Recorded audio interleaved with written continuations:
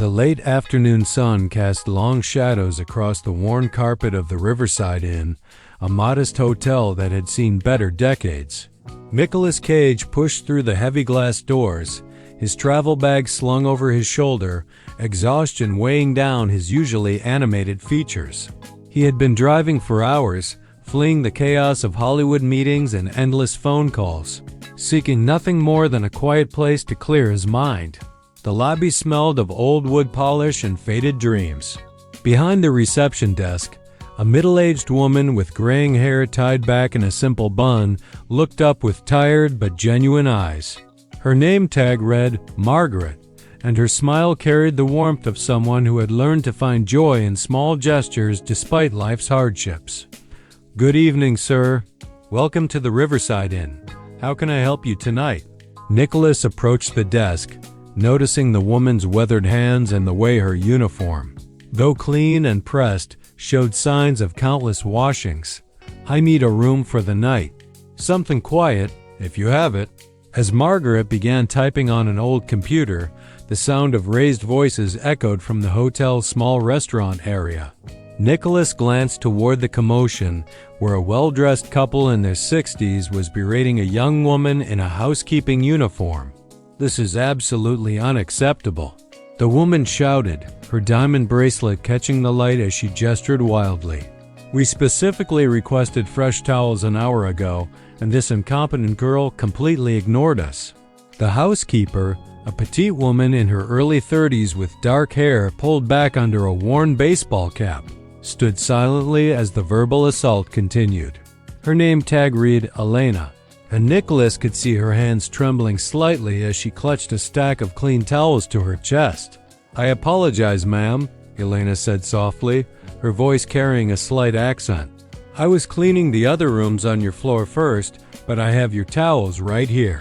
"Don't make excuses," the man interrupted, his face red with indignation. "We're paying good money to stay here, not to be treated like we don't matter. Where is your supervisor?" Margaret looked up from the computer, her face flushing with embarrassment. "I'm so sorry, Mr. and Mrs. Hamilton. Elena is one of our most dedicated employees. I'm sure there was just a misunderstanding." "We don't want to hear about misunderstandings," Mrs. Hamilton snapped. "We want competent service, not sob stories about your staff." Nicholas felt his jaw tighten as he watched the scene unfold. Elena's eyes had filled with tears, but she maintained her composure, continuing to apologize despite the couple's relentless criticism. There was something about her dignity in the face of such cruelty that struck him deeply. "Perhaps," Nicholas said, his voice carrying across the lobby with quiet authority, "we could all take a step back and remember that we're dealing with human beings here." The Hamiltons turned to look at him, their expression shifting from anger to surprise as they recognized the famous actor. Mrs. Hamilton's mouth opened slightly, clearly starstruck despite her indignation. "Mr. Cage?" she stammered. "We didn't realize you were, that is, we're such big fans of your work." Nicholas ignored the sudden change in their demeanor and walked over to Elena, who was still standing frozen with the towels in her arms. "Are you all right?" he asked gently. Elena looked up at him with wide, dark eyes, clearly surprised by his intervention. "Yes, sir, I'm fine. I just need to deliver these towels and you don't need to apologize to anyone," Nicholas said firmly, then turned to face the Hamiltons. "I've been watching this entire interaction, and I saw nothing but professionalism from this young woman. In fact, she's shown more grace under pressure than most people I know." The couple exchanged uncomfortable glances, their earlier bravado deflating under Nicholas's steady gaze. "Well, we just expect certain standards," Mr. Hamilton mumbled. "Standards of human decency should apply to everyone, don't you think?" Nicholas replied evenly. Margaret stepped out from behind the desk, her face grateful but concerned. "Mr. Cage, please don't worry about this. We'll handle the situation. Actually, I'd like to personally ensure that these guests receive the exceptional service they're looking for," Nicholas said, a slight smile playing at the corners of his mouth. "Elena, would you mind showing me to their room?" I'd like to help you deliver those towels. Elena stared at him in disbelief. Sir, you don't need to. I insist, Nicolas said, extending his hand toward the elevator. After you. As they walked away, leaving the Hamiltons standing in stunned silence, Nicolas could hear Margaret trying to smooth things over with practiced diplomacy.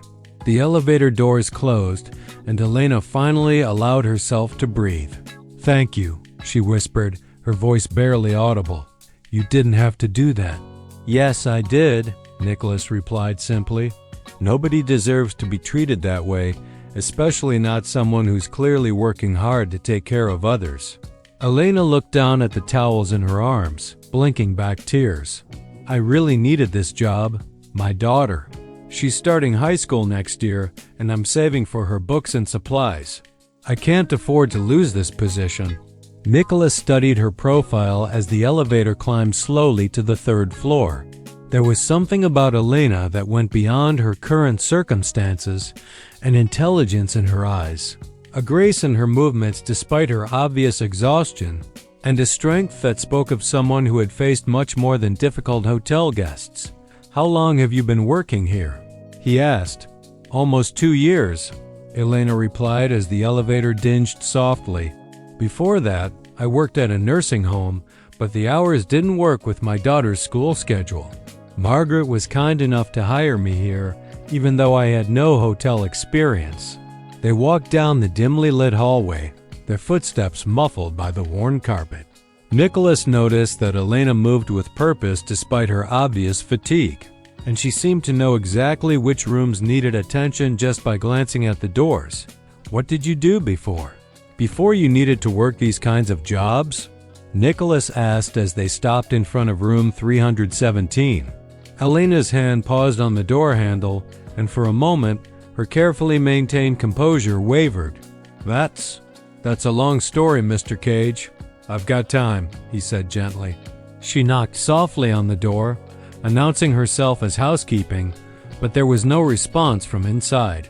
Using her master key, she opened the door and began replacing the towels in the bathroom with quick, practiced efficiency.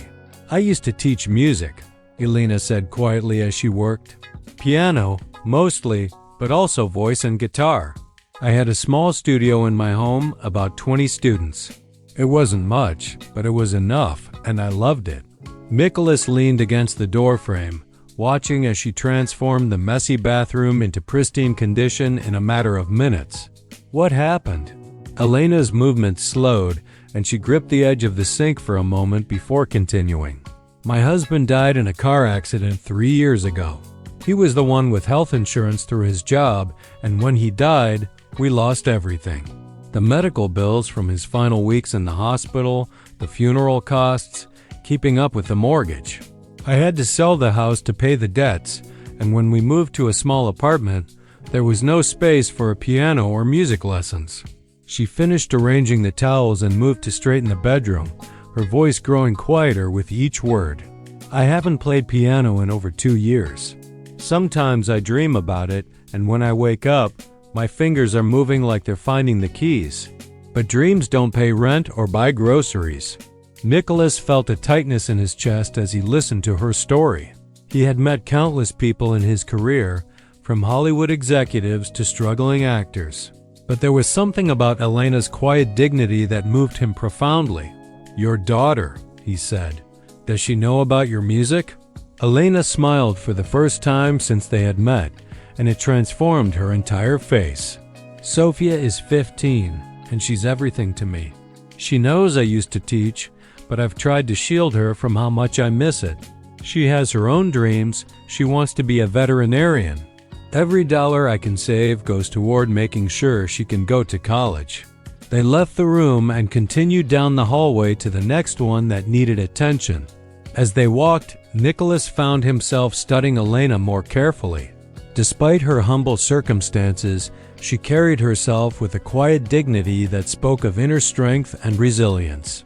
Do you ever sing? He asked suddenly. Elena glanced at him in surprise. Excuse me? You mentioned you taught voice. Do you still sing? She shook her head quickly, as if the question had startled her. No, not really. Sometimes in the shower, but that's about it. Why do you ask? I don't know, Nicholas admitted. There's something about your voice, the way you speak. It has a musical quality to it. Elena opened the door to room 319, another room that the Hamiltons had complained about.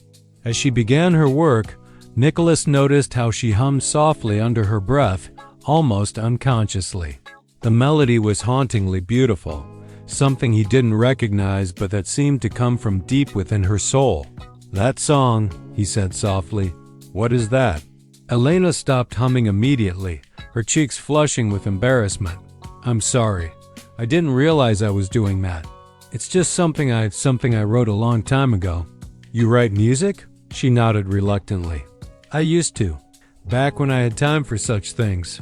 Nicholas felt a spark of excitement, the same feeling he got when he read a particularly compelling script or met someone with undeniable talent. Would you sing a little more of it? Elena shook her head firmly. Oh no, I couldn't. Not here, not like this. Please, Nicholas said, his voice gentle but insistent. I have a feeling about this, about you. Elena looked at him for a long moment, as if trying to decide whether she could trust this strange, famous man who had appeared in her life like something from a dream. Finally, she set down her cleaning supplies and took a deep breath. What came next was nothing short of magical.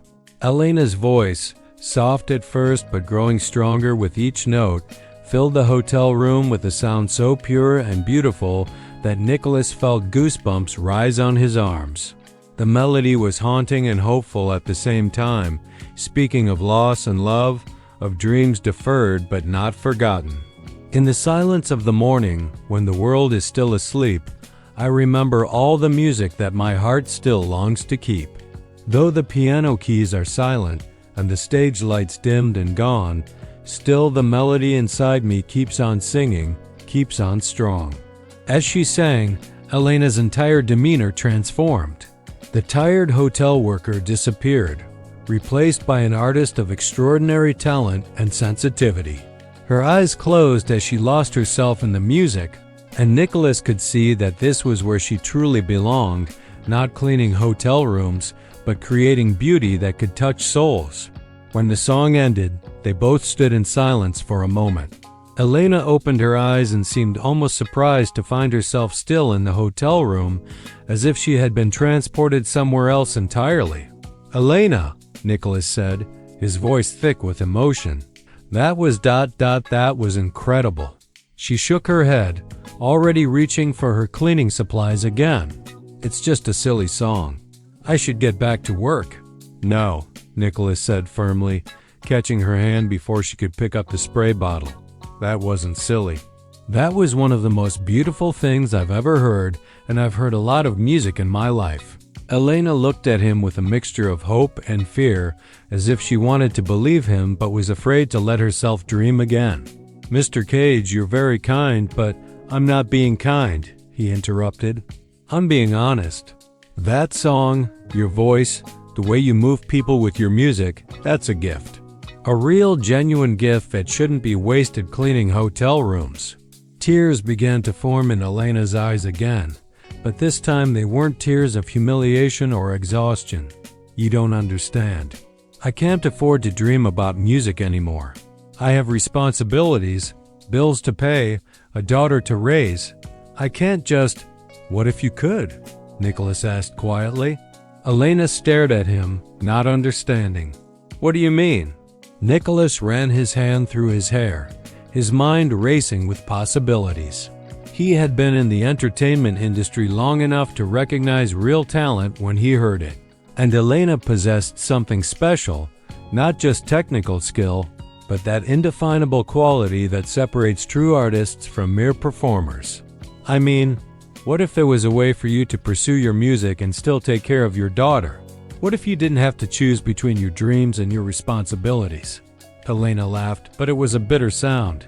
Mr. Cage, I appreciate what you're trying to do, but fairy tales don't happen to people like me. I'm a 32-year-old single mother who cleans hotel rooms for a living. Nobody's looking for that kind of success story. You'd be surprised. Nicolas said. I know people in the music industry, real people who care about talent more than image. People who understand that the best art comes from real experience, real struggle, real heart. Elena shook her head, but Nicolas could see that his words were affecting her. Even if that were true, I couldn't take that risk. What if it didn't work out? Sophia depends on me.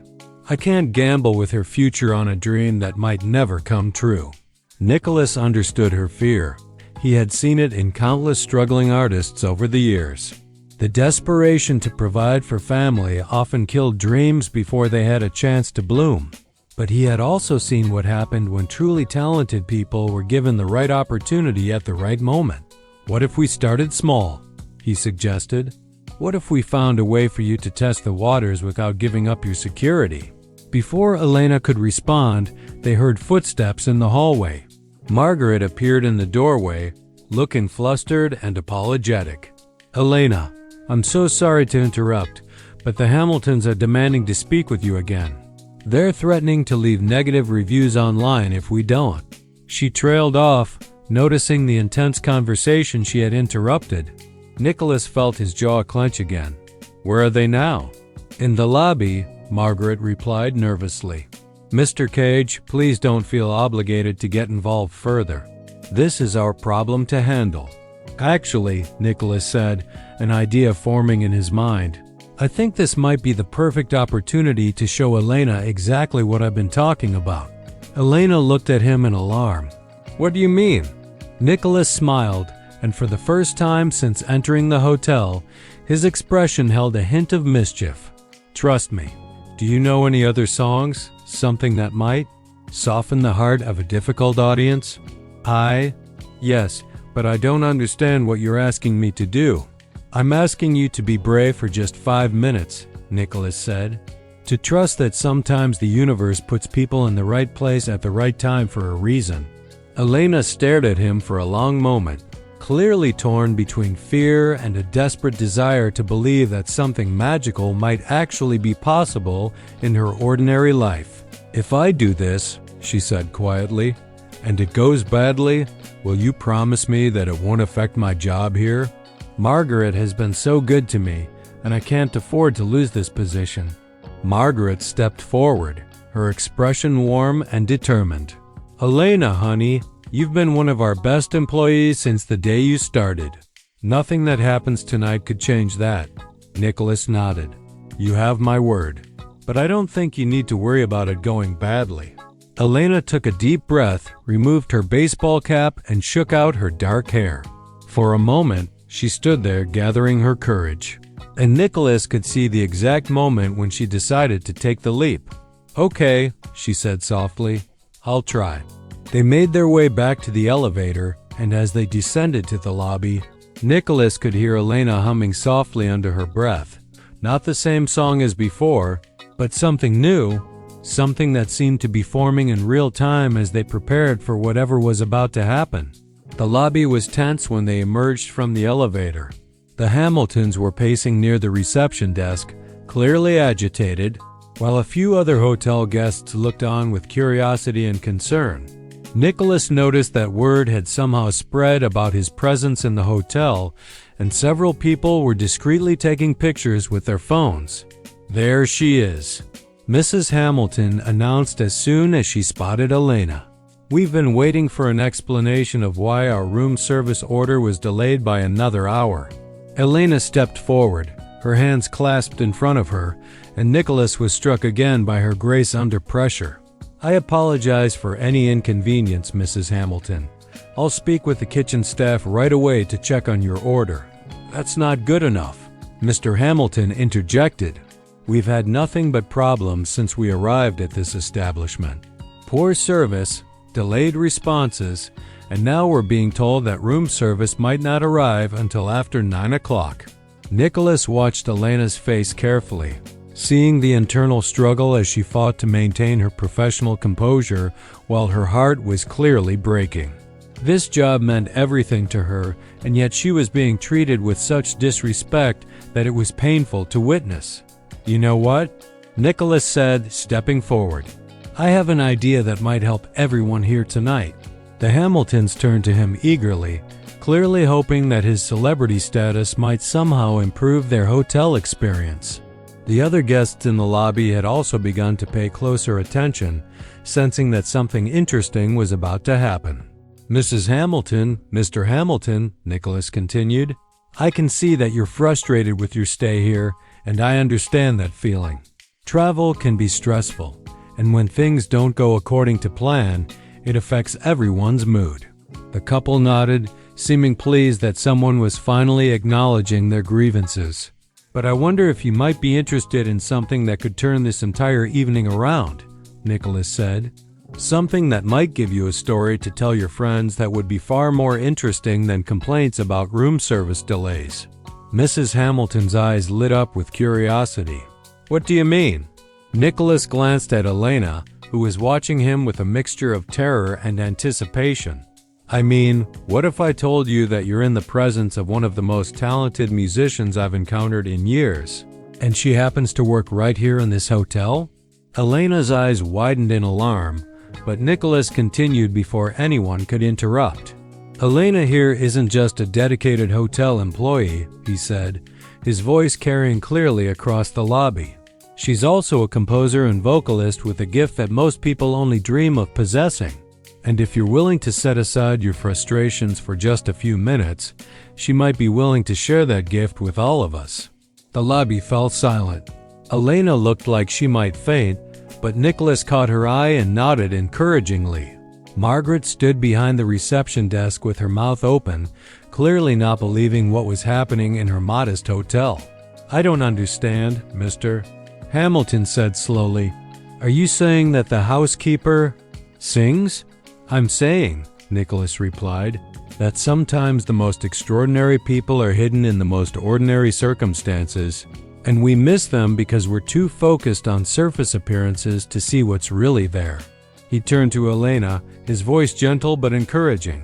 "Elena, would you be willing to share one of your songs with everyone here? I promise you, these people have never heard anything like what you can do." Elena stood frozen for a moment, clearly terrified. The small lobby audience waited in expectant silence, and Nicholas could see that several more guests had emerged from their rooms, drawn by the unusual activity in the lobby. I don't know if I can," Elena whispered. "You can," Nicholas said firmly. "You absolutely can. Just remember how it felt upstairs when you let the music take over. Remember why you started writing songs in the first place." Elena closed her eyes for a moment, and when she opened them again, something had shifted. She looked around the lobby at the faces watching her, some curious, some skeptical, some openly doubtful that anything interesting could come from a hotel housekeeper. "This song," she said, her voice quiet but clear, "I wrote it after my husband died. It's about finding hope when everything seems dark, about believing that music can heal even the deepest wounds." She took a deep breath, and then, without any accompaniment or amplification, Elena began to sing. The transformation was immediate and breathtaking. Her voice, rich and pure and filled with hard-earned wisdom, seemed to wrap around everyone in the lobby like a warm embrace. The song was different from the one she had sung upstairs, more complex, more emotionally layered, telling a story of loss and resilience that resonated with anyone who had ever faced real hardship. When the world gets too heavy and the nights are too long, when the silence is deafening, and you can't find your song, close your eyes and remember, there's a light in the dark. There's a voice that will guide you. There's hope in your heart. As she sang, Elena seemed to grow taller, more confident, more present. Her natural grace emerged fully, and it became impossible to see her as anything other than what she truly was, an artist of remarkable talent and sensitivity. The effect on the audience was profound. Mrs. Hamilton, who had been so angry just moments before, stood transfixed with tears streaming down her face. Her husband had removed his glasses and was wiping his eyes, clearly moved beyond words. Margaret was crying openly behind the reception desk, and several of the other guests had their phones out, not to take pictures, but to record this unexpected gift. but Nicolas watched Elena herself most carefully. As she sang, all the weariness and stress seemed to fall away from her like old clothes. This was who she was meant to be, where she belonged, doing what she was born to do. The hotel lobby had become a concert hall, and Elena had become the star she had always been inside. When the song ended, the silence that followed was different from before. It wasn't expectant or uncomfortable. It was reverent, the kind of quiet that follows something sacred. Then Mrs. Hamilton began to clap, slowly at first, then more enthusiastically. Her husband joined her, then Margaret, then everyone else in the lobby.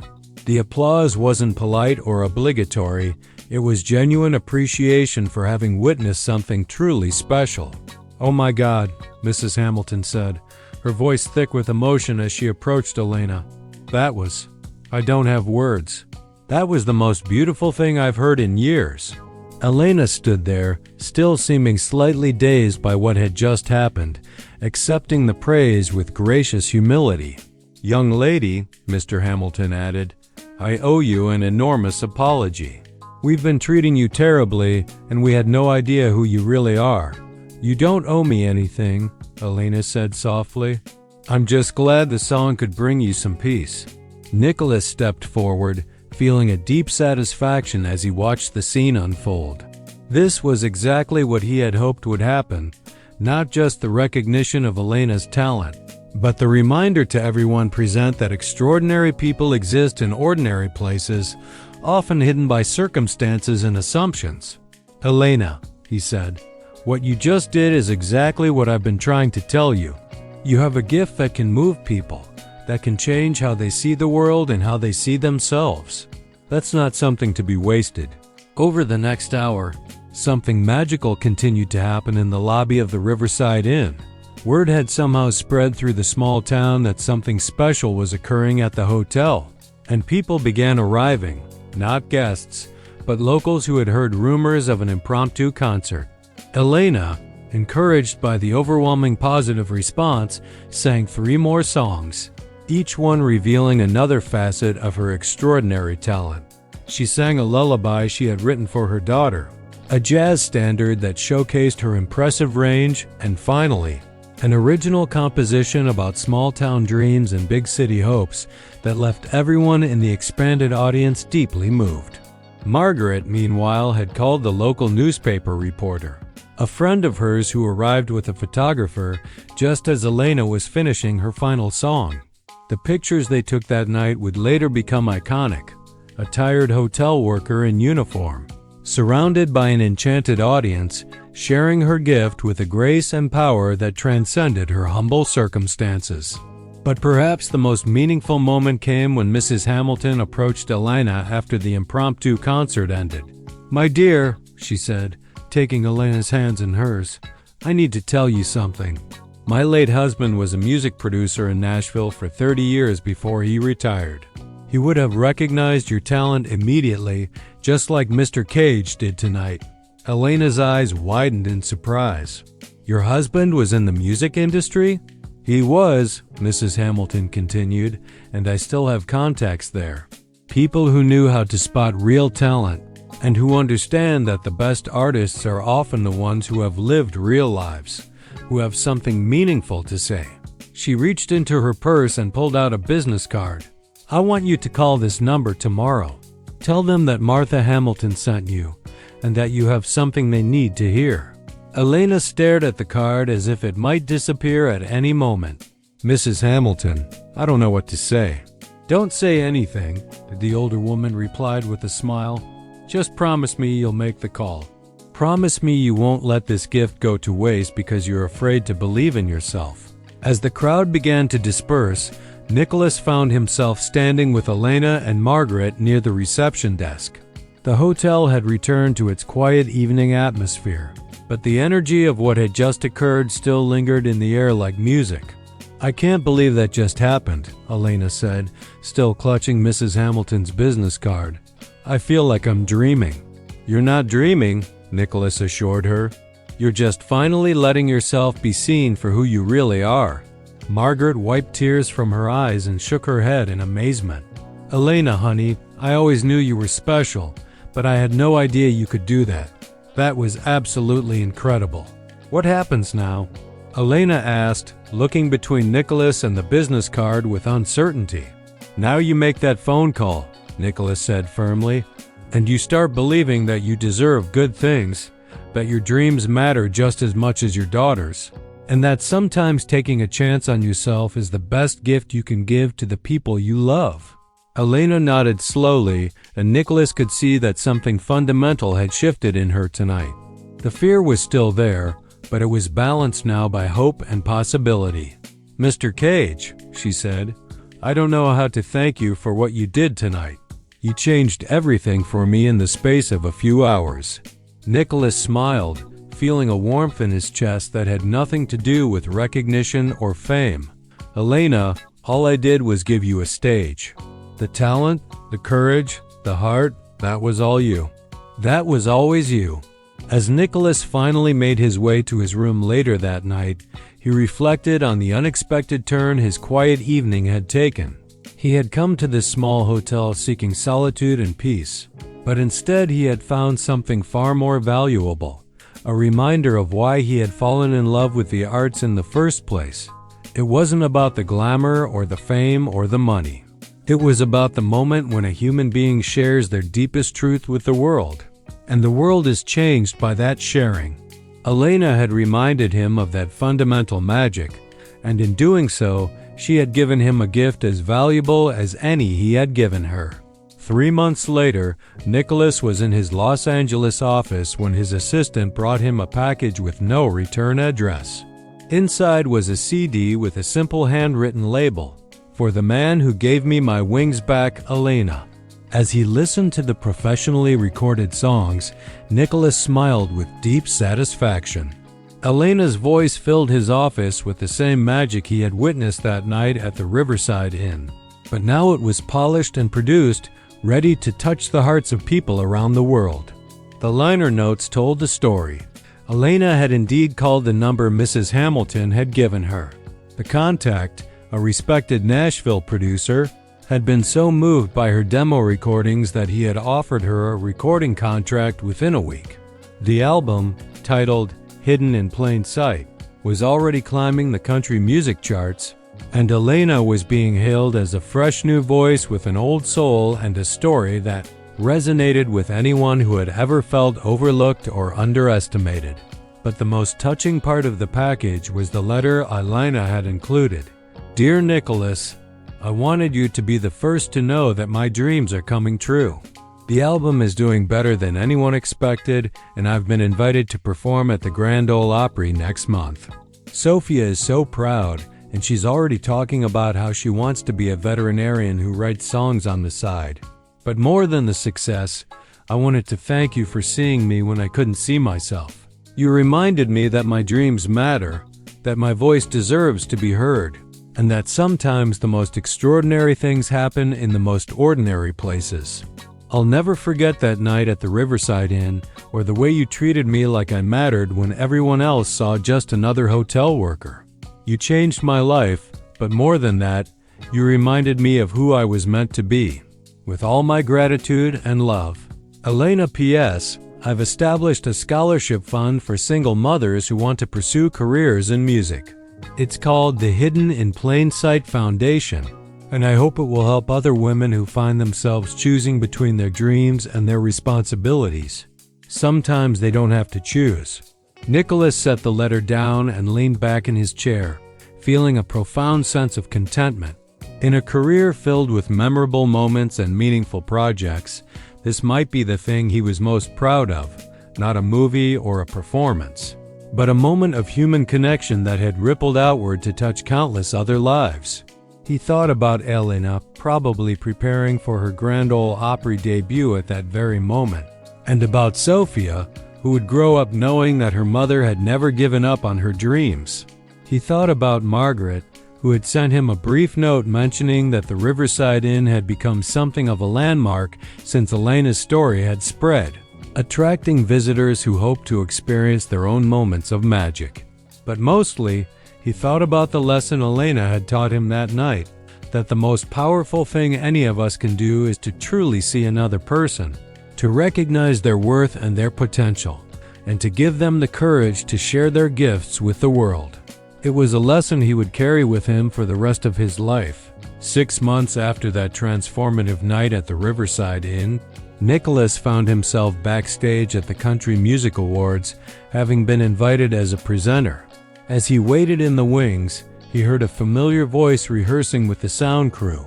Elena stood on the stage in an elegant but simple dress, her hair professionally styled but her manner still carrying that same gracious humility he remembered from their first meeting. She was preparing to perform her hit single, Hidden in Plain Sight, for a television audience of millions. When she finished her sound check, she spotted Nicolas in the wings and her face lit up with genuine joy.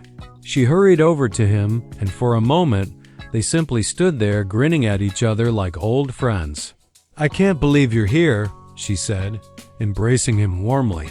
"I wouldn't miss it," Nicolas replied. "I'm so proud of you, Elena. Look how far you've come." "We've come," she corrected gently. "None of this would have happened without that night at the hotel. You saw something in me that I couldn't see in myself." As they chatted, Nicolas learned that Elena's success had indeed rippled outward in ways neither of them could have anticipated. Her scholarship foundation had already helped 12 single mothers pursue music education. The Riverside Inn had been renovated and turned into a destination for aspiring artists, with Margaret now serving as the director of a program that provided performance opportunities for undiscovered talent. Most importantly, Sophia was thriving, excelling in school and writing her own songs inspired by her mother's journey. "You know what the best part is?"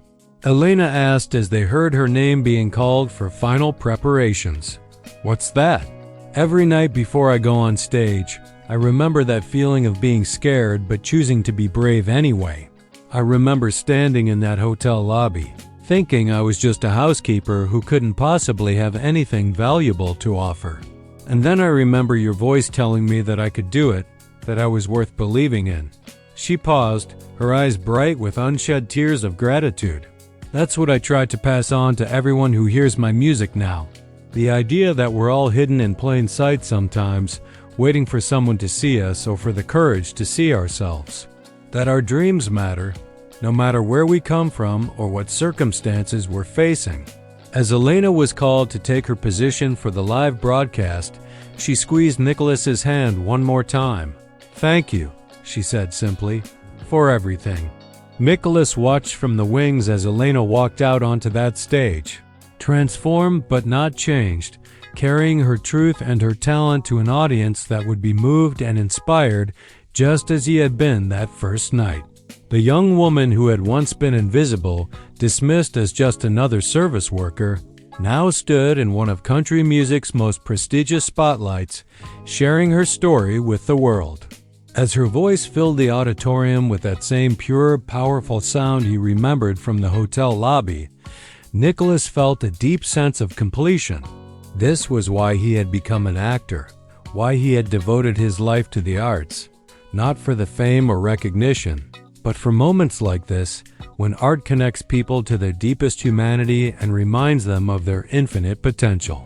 Elena's performance that night was flawless, but more than that, it was honest. She sang about struggle and hope, about being overlooked and finding your voice, about the power of someone believing in you when you can't believe in yourself. The audience rose to their feet in thunderous applause, and Nicolas knew that her message was reaching hearts across the country. Later, at the after-party, Nicolas found himself surrounded by industry executives and celebrities who wanted to hear the story of how he had discovered Elena. But he consistently redirected the conversation, making it clear that Elena's success was entirely her own achievement. "I didn't discover Elena," he would say whenever someone asked. "Elena was always there, always talented, always deserving of recognition. All I did was create a moment where her light could shine." The real discovery was made by everyone who heard her that night and recognized something extraordinary. As the evening wound down, Nicolas stepped out onto a quiet balcony overlooking the Nashville skyline. The city lights twinkled below like earthbound stars. And he thought about all the hidden talents that might be out there right now. Hotel workers and grocery clerks and taxi drivers who carried songs in their hearts, waiting for their moment to be seen. Elena joined him on the balcony, having finally escaped the well-wishers and reporters who had surrounded her after her performance. "It's overwhelming sometimes," she admitted, leaning against the railing beside him. "A year ago, I was cleaning hotel rooms and worrying about paying rent. Tonight, I performed for millions of people and won an award. It doesn't seem real." "It's real," Nicolas assured her. "You've earned every bit of this success." Elena was quiet for a moment, looking out over the city. "You know what I've learned through all of this?" "What's that?" "That there are Elenas everywhere," she said softly. "In every hotel, every restaurant, every store. People with incredible gifts who don't believe they matter, who don't think anyone would want to hear what they have to say. And most of them will never get the chance I got." Nicolas nodded, understanding the weight of responsibility she was feeling. Success often brought with it a deeper awareness of how many others remained unseen. "That's why the foundation matters so much," Elena continued, "and why I tried to tell my story honestly, including the parts that weren't glamorous. I want other women to know that you don't have to choose between taking care of your family and pursuing your dreams. Sometimes you can find a way to do both." She turned to face him, her expression serious and grateful. "But I also want them to know that it takes courage. It takes being willing to be vulnerable, to risk failure, to believe in yourself even when no one else does. And sometimes, it takes being lucky enough to meet someone who sees your worth before you can see it yourself." As they prepared to leave the party, Elena handed Nicolas a small wrapped package. "What's this?" he asked. "Open it when you get home," she said with a mysterious smile. "It's just a little something to remember tonight." Later that evening, in the quiet of his hotel room, Nicolas unwrapped the package to find a simple silver picture frame containing a photograph he had never seen before. It was from that night at the Riverside Inn, taken by the newspaper photographer, showing Elena mid-song in the hotel lobby. But it wasn't Elena who was the focus of the image. It was the faces of the people listening to her. Mrs. Hamilton with tears streaming down her cheeks. Margaret behind the reception desk with her hands clasped to her heart. The other guests standing transfixed, their earlier complaints and frustrations completely forgotten in the presence of something beautiful and real. And there, at the edge of the frame, was Nicolas himself, watching Elena with an expression of profound joy and satisfaction. It was the look of someone who had just witnessed a miracle, who had been part of something larger than themselves. On the back of the frame, Elena had written, "Thank you for helping me find my voice. But more than that, thank you for showing me that when we lift each other up, we all rise together." Elena. Nicolas set the photograph on his nightstand and sat on the edge of the bed, reflecting on the journey that had brought them all to this moment. It had started with a simple act of kindness, standing up for someone who was being treated poorly. But it had grown into something much more significant, a reminder that every person we meet has a story, has talents, has dreams that deserve respect and recognition. He thought about all the Elenas he might have missed over the years, all the moments when he could have looked deeper, seen more clearly, offered encouragement to someone who needed it. The thought was both humbling and inspiring. 2 years later, Nicolas received an invitation that made him smile with deep satisfaction. Elena was getting married to David, a fellow musician she had met during her first tour. The wedding was being held at the Riverside Inn, which had been completely transformed into a destination for artists and dreamers from around the world. Nicolas arrived to find the hotel barely recognizable from that first night. The lobby now featured a beautiful Steinway piano where Elena had first sung, with a small plaque that read, "In memory of all the dreams waiting to be discovered." The walls were covered with photographs and stories of the artists who had performed there as part of Margaret's program. Margaret herself greeted Nicolas at the door, looking years younger and radiating the satisfaction of someone who had found her true calling. "Mr. Cage," she exclaimed, embracing him warmly. "Elena will be so thrilled that you made it. She wasn't sure you'd be able to get away from filming." "I wouldn't miss this for the world," Nicolas replied, looking around at the transformed space. "Margaret, this place is incredible. You should be so proud of what you've built here." Margaret's eyes filled with tears of pride. "It's been the most rewarding thing I've ever done. We've had over 200 artists perform here in the past 2 years, and 12 of them have gone on to recording contracts. But more than that, we've created a place where people feel safe to share their gifts, where they know they'll be heard and appreciated regardless of their background or circumstances." The ceremony itself was simple but deeply moving, held in the hotel's garden with Elena's daughter Sophia serving as maid of honor. Sophia had grown into a confident teenager who still planned to be a veterinarian, but who also wrote songs with her mother and performed occasionally at the hotel's open mic nights. As Elena walked down the aisle, Nicolas was struck once again by her natural grace and the quiet strength that had first drawn his attention.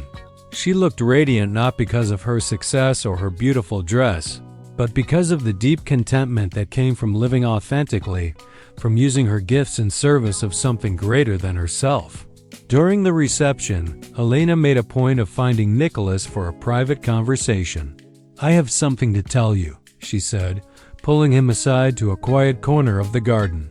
"Something I've never told anyone except David and Sophia." Nicolas waited, curious about what revelation might come next. "That night at the hotel, when you first heard me humming while I was cleaning the room," Elena began, "I was actually humming a song I had written that very day during my lunch break. I had been feeling so hopeless, so invisible, and I wrote this song about what it would feel like if someone actually saw me, actually valued what I had to offer." She paused, her eyes bright with the memory. "And then, just hours later, you appeared. You saw me, you heard me, you believed in me. It was like the universe had heard my song and decided to answer it." Nicolas felt a chill run down his spine at the synchronicity of it all. "But here's the thing I've realized over the past few years," Elena continued. "That magic didn't happen because of some cosmic coincidence. It happened because you made a choice to see people as more than their circumstances, to look for the humanity and the potential in everyone you meet. And that's a choice anyone can make, anytime." As the evening continued, Nicolas found himself in conversations with other artists who had been helped by Elena's foundation and Margaret's program. Each had a story of transformation, of hidden talents being recognized and nurtured, of dreams being given permission to grow. There was Maria, a single mother who had discovered her gift for songwriting while working as a night janitor at an office building. She now had 3 songs on country radio and was working on her debut album. There was James, a retired factory worker who had always played guitar as a hobby, but had never thought his music was good enough to share. At 72, he had just released his first album of original folk songs that had garnered critical acclaim and a devoted following. There was Sarah, a young woman who had been working double shifts at a diner to support her sick mother, all while writing poetry in the margins of her order pads. She was now a published author whose work was being taught in creative writing classes across the country. Each story reinforced the lesson that Elena had taught Nicolas that first night. Extraordinary people exist in ordinary circumstances everywhere, waiting for someone to notice, to encourage, to believe in their potential. As the wedding reception began to wind down, Elena stood up to address her guests. Her voice, now confident and commanding, filled the garden with the same warmth and authenticity that had first captivated Nicolas. "I want to thank everyone for being here tonight to celebrate this new chapter in my life," she began. "But I also want to take a moment to reflect on all the chapters that brought us to this point." She looked around the gathering, her gaze lingering on the faces of the people who had been part of her journey. 3 years ago, I was convinced that my dreams were over, that I was destined to remain invisible for the rest of my life. I believe that people like me, single mothers working multiple jobs just to survive, didn't get second chances, didn't get discovered, didn't get happy endings. Her voice grew stronger as she continued, but I learned something important during that difficult time. I learned that we're never truly invisible unless we make ourselves so.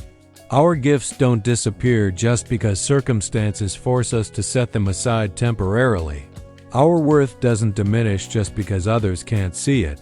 And our dreams don't die just because they have to wait. She turned toward Nicholas, her expression filled with gratitude.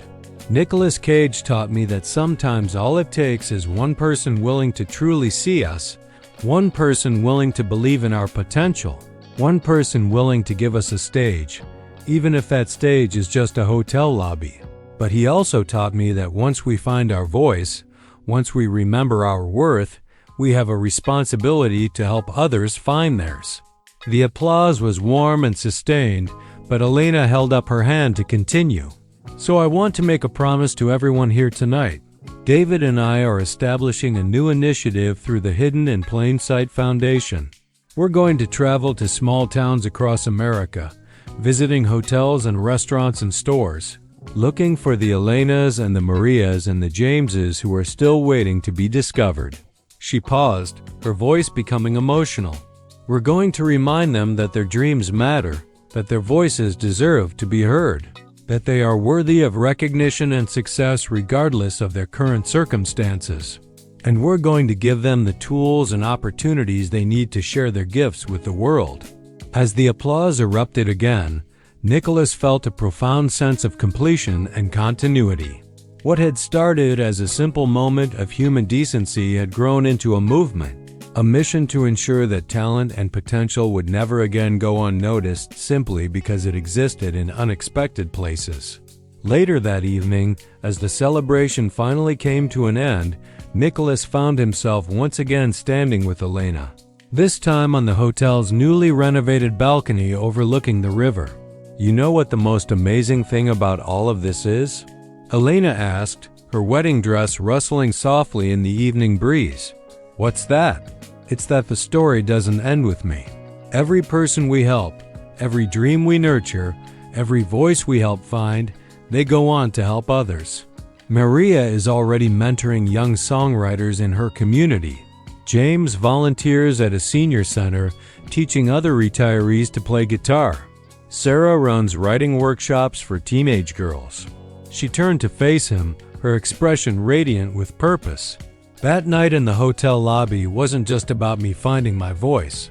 It was about starting a chain reaction of people believing in each other, seeing each other's worth, lifting each other up. And that chain reaction is going to continue long after we're all gone. Nicholas nodded, understanding that they had been part of something much larger than any individual success story. Elena, he said, I want you to know that meeting you changed my life just as much as it changed yours. You reminded me why I fell in love with the arts in the first place, not for the fame or the recognition, but for those moments when art reveals the extraordinary in the ordinary, when it shows us the beauty and potential that exists in every human being. As they prepared to say goodbye, Elena handed him one final gift, a small leather journal. What's this for? Nicholas asked. For recording the stories of all the people you're going to help from now on, she said with a knowing smile.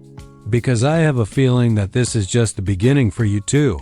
I think you're going to start seeing Elenas everywhere you go, and I think you're going to find it impossible to walk away without doing something about it.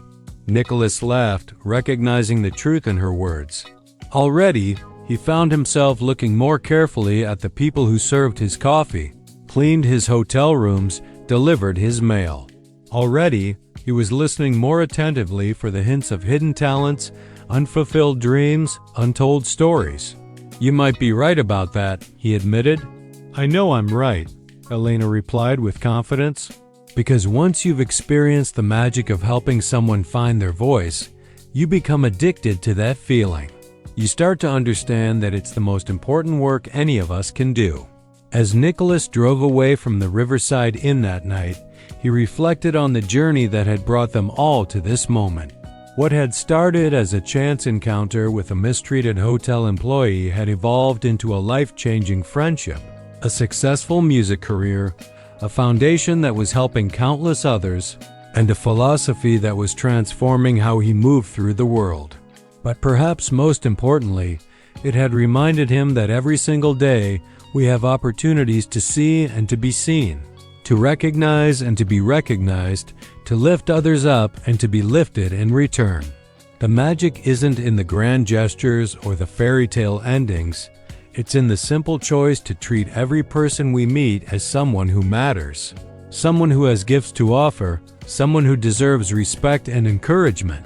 6 months later, Nicolas was filming a movie in a small town in Wyoming when he stopped for lunch at a local diner. The waitress, a woman in her 40s with tired eyes but a genuine smile, brought him his coffee and mentioned that she had heard he was the actor who had helped launch Elena Martinez's career. "That's such an inspiring story," she said wistfully. "I used to write songs myself, back when I was younger. Haven't touched my guitar in years though. Life gets in the way, you know?" Nicolas looked up from his menu, seeing something familiar in her expression. The same mixture of resignation and hidden longing he had recognized in Elena's eyes that first night at the Riverside Inn. "What kind of songs did you write?" he asked gently. The woman, her name tag read Carol, glanced around the empty diner before sitting down across from him. "Oh, you know, just simple things. Folk songs mostly. Stories about small-town life, about dreams deferred, about finding beauty in ordinary moments. Nothing special." "I'd love to hear one sometime," Nicolas said, and he meant it. Carol's eyes widened in surprise. "Really? You'd want to hear my silly little songs?"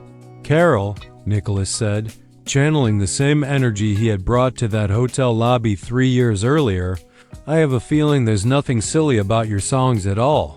As he sat in that small-town diner, listening to Carol tentatively share one of her compositions, Nicolas smiled with the deep satisfaction of someone who had found his true calling.